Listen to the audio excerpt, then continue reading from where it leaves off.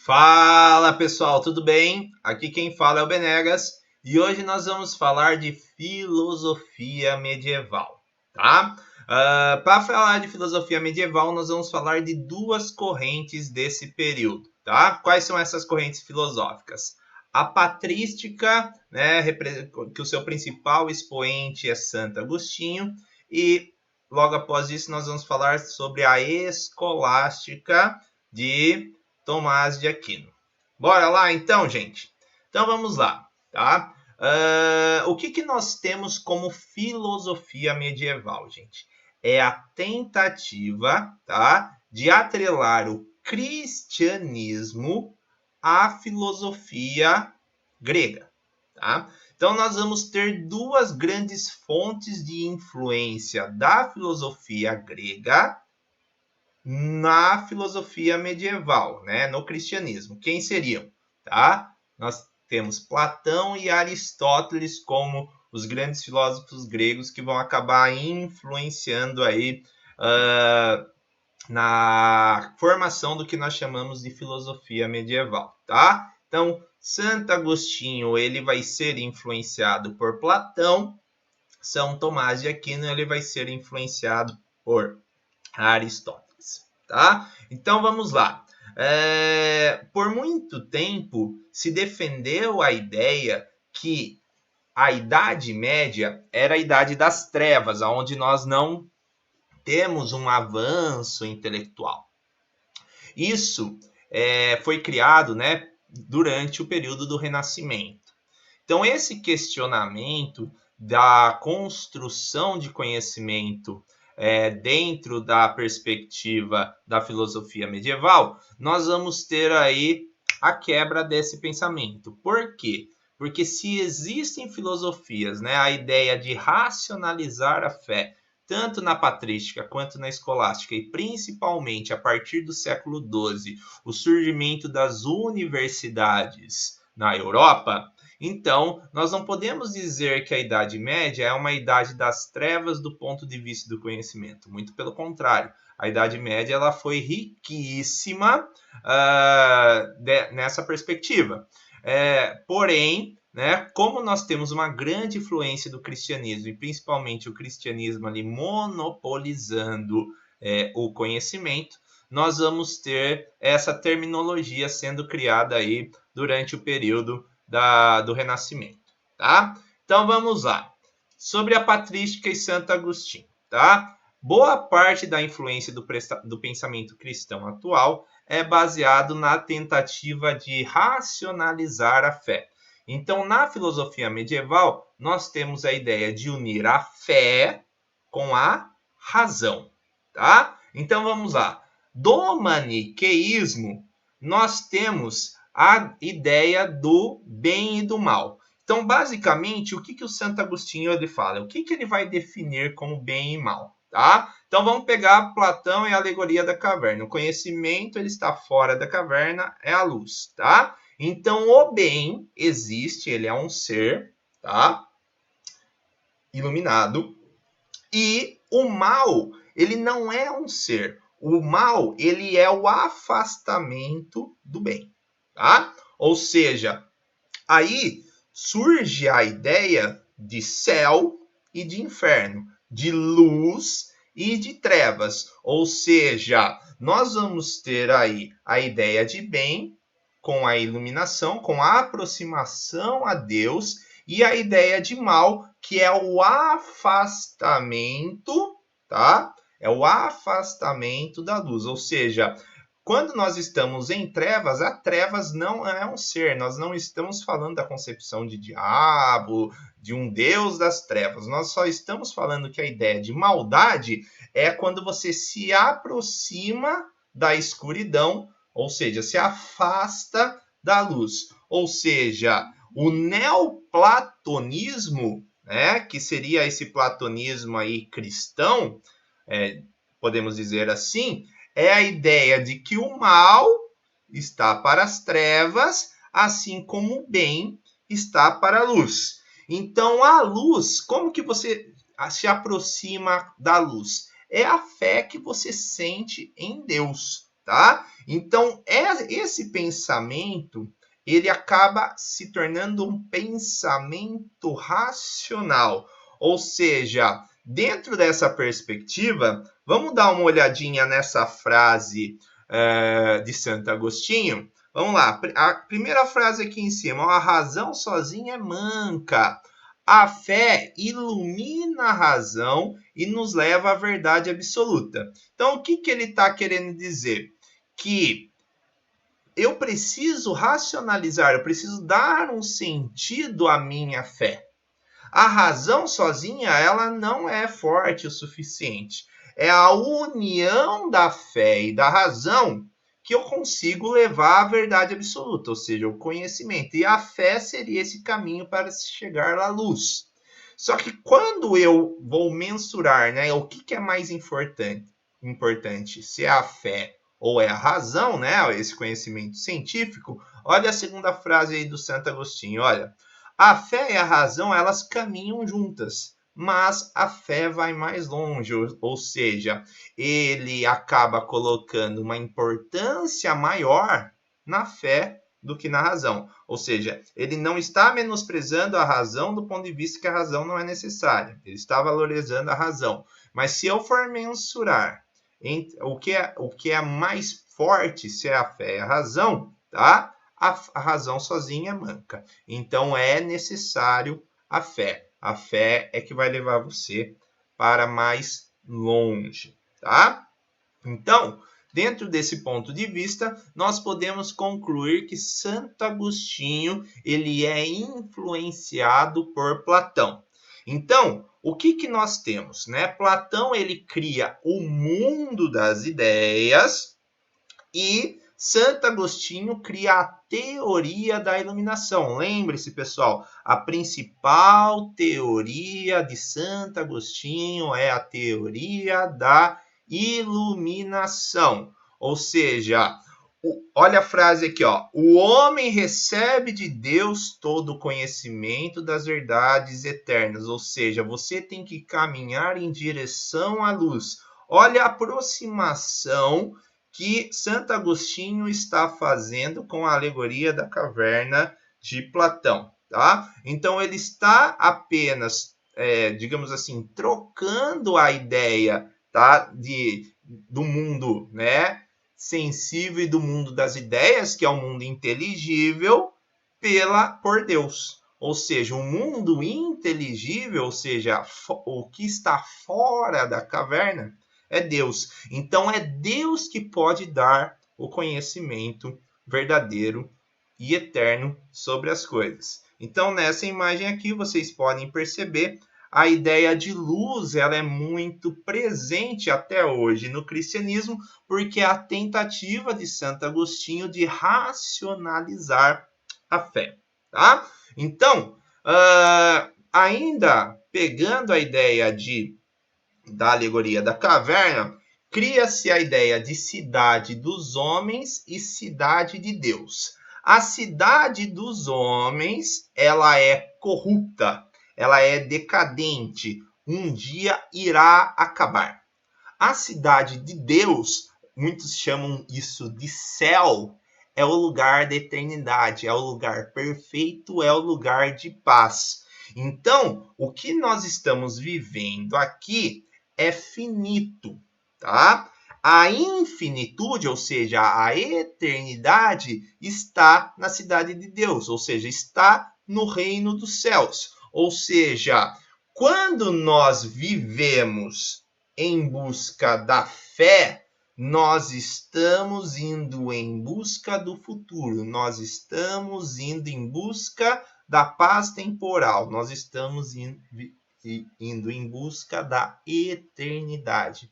Agora, aquelas pessoas que não vivem em busca da fé, aquelas pessoas que não vivem em busca da luz, as pessoas que só querem buscar os bens terrenos, essas pessoas não estão buscando a fé. Então, essas pessoas estão condenadas, olha aqui na imagem, a viver na cidade dos homens. Então, veja bem, o que vive na cidade dos homens? É o corpo ou é a alma? Então, nós corporalmente, né, o nosso corpo, carne e osso vive na cidade dos homens, vive nessa cidade corrupta. É o nosso corpo físico que chega no céu? Não. É a nossa alma. Olha lá de novo Platão, dentro dessa perspectiva. Então, nós temos que buscar a fé porque a nossa alma é eterna e é a nossa alma que chega no reino dos céus. Mais uma vez, Santo Agostinho está criando uma racionalização da fé. E perceba que tudo isso, gente, é base do cristianismo, é a base da racionalização da fé cristã. Então, o que é eterno é imutável. Então, é o eterno, a alma que chegaria na cidade de Deus, ou seja, no reino dos céus. Então, dentro desse caminho, qual é a única forma de eu chegar na cidade dos homens? Na cidade de Deus.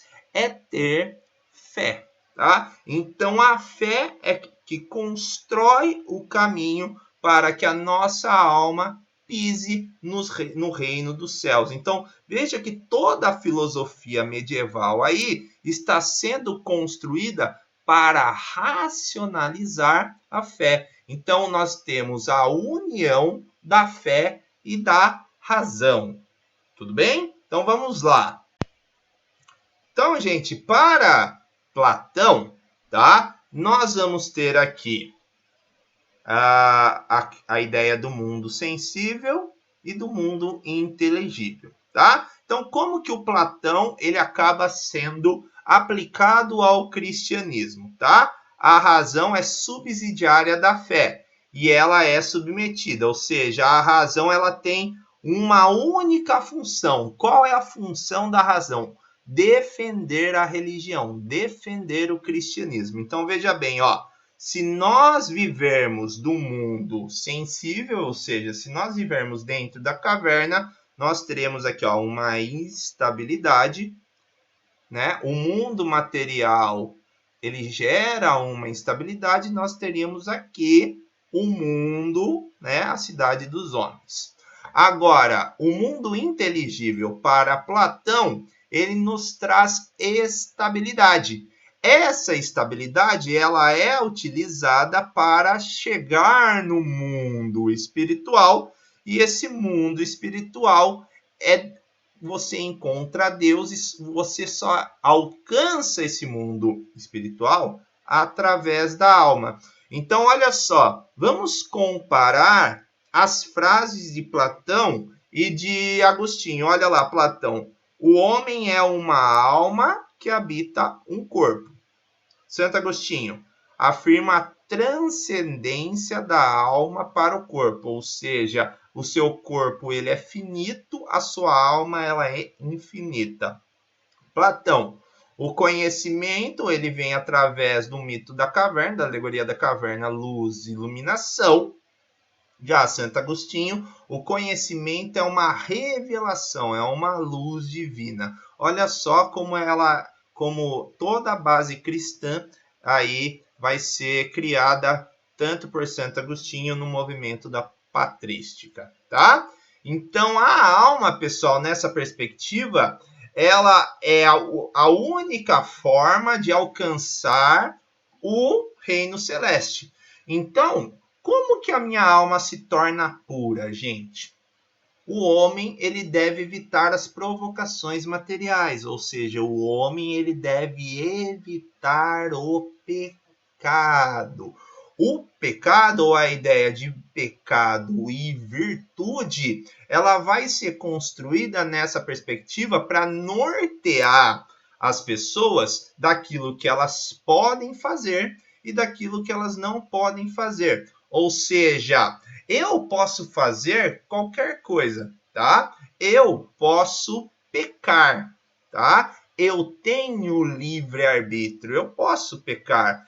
Por exemplo, nessa imagem, que é uma imagem característica ali, né, da arte medieval, tá? nós temos a questão da vaidade aqui, né? Vocês podem ver que eu tenho uma mulher, ela está se observando no espelho aqui, no fundo, tá? Só que olha quem que está segurando o espelho, ó, é um demônio, tá vendo? Ou seja, o que que essa imagem está querendo dizer?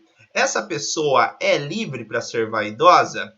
Ela tem livre-arbítrio, tá? Porém, se ela cair no livre-arbítrio, ela não é livre de verdade, porque essa liberdade não vai fazer com que ela caia no reino dos céus. Ela está pecando. Então é uma falsa liberdade. O livre-arbítrio é uma criação humana para Santo Agostinho, tá? A liberdade para São Agostinho é bem diferente de livre-arbítrio. A liberdade é seguir a vontade de Deus. Ou seja, gente, se eu seguir os mandamentos de Deus, se eu não pecar, se eu tiver as virtudes, eu estou sendo livre, eu estou gozando da minha liberdade. Se eu for contra a liberdade que Deus me dá, eu estou me utilizando do livre-arbítrio. E é no livre-arbítrio que eu peco. Entenderam, gente? Agora, pessoal, nós vamos falar sobre a escolástica, que é a filosofia de Tomás de Aquino, tá? Então, diferente de Santo Agostinho, que é da patrística vertente platônica, São Tomás de Aquino, ele é da influência aristotélica, tá? Primeiro, ele afirma que a mente humana é como se fosse uma página em branco. Então, o Tomás de Aquino, ele defende as ideias inatas. O ser humano, ele adquire o conhecimento conforme ele vai vivendo as suas experiências. Então, ele é de uma visão mais empirista aí, né, da história, né? Então, ele faz uma relação entre as questões de ato e potência, né, que é a base da filosofia aristotélica. Então, vamos ver como que ele vai utilizar a filosofia aristotélica para provar a existência de Deus. Vamos lá?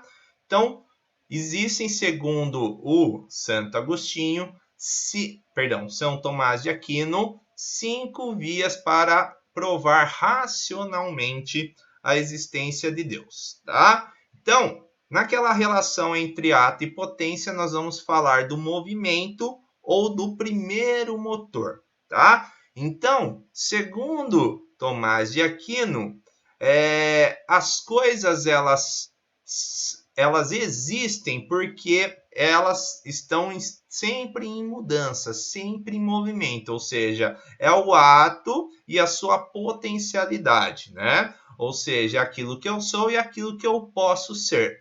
Porém, para um ato ter a potencialidade de se transformar em outro ato, eu preciso de um ato, tá? Ou seja, para Tomás de Aquino, eu sempre preciso de alguma coisa para ser outra coisa. Porém, existe o primeiro motor, a primeira coisa que existe. Qual é a primeira coisa? Deus. Deus é o primeiro motor. Deus é o que criou tudo. Deus é o que criou todos os atos e suas potencialidades, tá? A segunda via para provar racionalmente a existência de Deus é a ideia de causalidade eficiente ou primeira causa, que fala um pouquinho das relações entre causa e efeito. Ela está extremamente ligada à primeira via, tá? Ou seja, toda causa ela tem um efeito e a primeira causa de todas as coisas é Deus, tá? Existe também a questão do ser, a terceira via, que seria o ser contingente e o ser necessário. Então, Tomás de Aquino ele fala que os seres eles podem ser contingentes e necessários, tá? Porém, o que é um contingente? É aquilo que pode ser, mas que não necessariamente é. Por exemplo, eu sou um homem. Eu necessariamente, para ser um homem, eu preciso ser racional. todo homem tem racionalidade, ou seja, para eu ser homem, necessariamente eu preciso ser racional. É uma necessidade do homem para ser homem, tá? Essa racionalidade. Porém, a contingência no homem é aquilo que não necessariamente é. Então, por exemplo, eu sou um homem de cabelo castanho, porém, existem homens de cabelo loiro, existem homens carecas, existem homens cabeludos, existem homens moicano. Ou seja,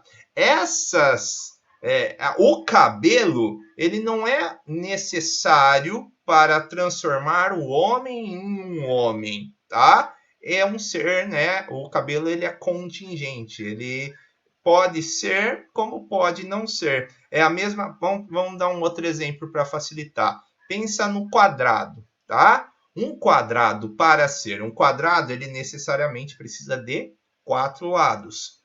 Não existe um quadrado sem ter 4 lados, tá? Um quadrado de 3 lados não é um quadrado, é um triângulo, certo?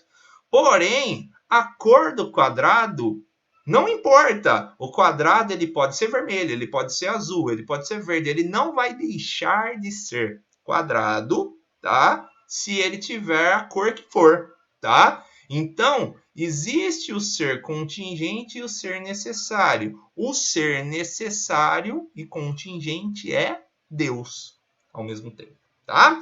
Então, essa é a terceira via para provar racionalmente a existência de Deus. A quarta via é a via dos graus de perfeição dos seres, até chegar no ser perfeito. Então, para Santo Agostinho, existem graus de perfeição. Então, por exemplo, se a gente for falar sobre beleza, existem graus de beleza, né? Existe a coisa bela, existe a coisa mais bela, existe a coisa belíssima, tá? Existe a pessoa forte, existe a pessoa mais forte, existe a pessoa fortíssima, tá? A perfeição, no caso, só pode ser alcançada por Deus. Nós temos que nos espelhar a perfeição, nós temos que tentar chegar à perfeição, mas o ser humano ele não consegue, tá? Porque o único ser perfeito é Deus, tá? E o último sentido é o sentido teológico ou o sentido da finalidade, aonde a finalidade de tudo isso que o ser humano busca é Deus. Ou seja, o que move o ser humano, essa fé que faz o ser humano acreditar em Deus, é porque Deus existe. Se não existisse Deus, nós não teríamos a fé, a finalidade, né? Nós não teríamos um propósito. Então, o ser só existe porque existe Deus. Essas são as 5 vias para provar a existência de Deus para Santo Agostinho, para São Tomás de Aquino. E pessoal, a última parte da aula é sobre a querela dos universais ou a questão dos universais. Então, de toda a filosofia medieval, começou-se a gerar uma dúvida que futuramente será utilizado na corrente ceticista, principalmente lá com René Descartes, se as coisas existem ou não, tá? Então, a querela dos universais é entender se o universal, ou seja, o ser existe. Então, nós temos um debate. De um lado, os realistas, aqueles que defendem que o ser existe, que o universal existe, portanto, e do outro lado, os nominalistas, tá? Então, vamos ver o que é cada uma dessas visões, tá? Para os realistas, os universais, ou seja, os seres existem, tá? Ou seja, a palavra Deus, por exemplo, ela indicaria um ser perfeito. Então, se existe a palavra Deus, eu preciso admitir a existência de algo maior. Então, os seres existem. Então, por exemplo, esse celular, a palavra celular, ela demonstra que esse objeto existe, tá? Então, os realistas, eles acreditam que que a existência efetiva dos universais, dos seres, é incontestável, tá? Já para os universalistas, não existe ser, existem palavras, tá?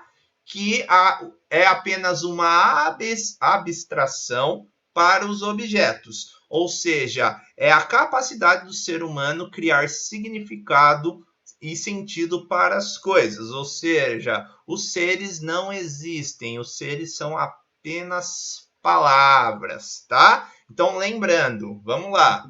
Os nominalistas, eles dizem que o ser, ou seja, o universal, não existe, tá? Que o que a gente chama de ser, né, ou seja, o universal, são apenas palavras, tá? Já os realistas, eles acreditam que os seres existem, que o universal existe. Porque se existe, existe uma perfeição maior do que tudo, e essa perfeição maior é Deus. Tá certo, gente? Beijo no coração de todo mundo. Até mais. Tchau, tchau.